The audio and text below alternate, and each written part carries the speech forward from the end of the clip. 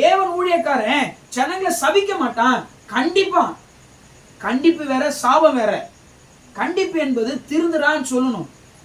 சாபம் என்பது நல்லா இருக்க மாட்டேன்னு அர்த்தம். நல்லா இருக்கிறது தான் சபைக்கு வந்தோம். சபைக்கு வெளியில இருக்கும்போதே நான் நல்லா தானே இல்லை. சபைக்கு வெளியே நான் சாபமா தானே இருந்தேன். சபைக்கு வெளியில நான் அக்கிரமா தானே இருந்தேன். சபைக்குள்ள வந்து நான் திருந்துறேன். ஆமென் சொல்லுங்களேன். சபைக்குள்ள வந்து நான் மாறி இருக்கிறேன். சபைக்குள்ள சில பிரச்சனைகள் இருக்கதான் செய்யும். அதெல்லாம் மாற்றுவதற்கு ஊழியக்காரன், தேவனுடைய ஊழியக்காரன் கையில தான் தேவன் வசனத்தை கொடுத்து மாத்துவார். வசனம் எதுக்கு கொடுக்கப்பட்டது? வேதம் எதுக்கு கொடுக்கப்பட்டது? சபைக்கு தானே வேதம் கொடுத்தாரு. ஏன் வேதம் கொடுக்கணும்? சபைக்குள்ள பிழை இருக்கு. சபைக்குள்ள திருத்த வேண்டிய காரியங்கள் வேதத்தை கொடுத்துதான் தேவன் திருத்தி கொண்டு இருப்பார். ஆமென் சொல்லுங்களேன். சபைக்குள்ள உத்தமனா உட்கார்ந்த ஒருத்தனும் இல்ல. சபைக்குள்ள யார் வந்திருக்கிறான்னா, பாவத்தை விட முடியல, ஆனா பாவத்தை விட்டுட்டு நான் மாறணும் பிரயாசப்பட்டு வந்தவன் தான் சபைக்குள்ள இருக்கிறான். ஆமென் சொல்லுங்க.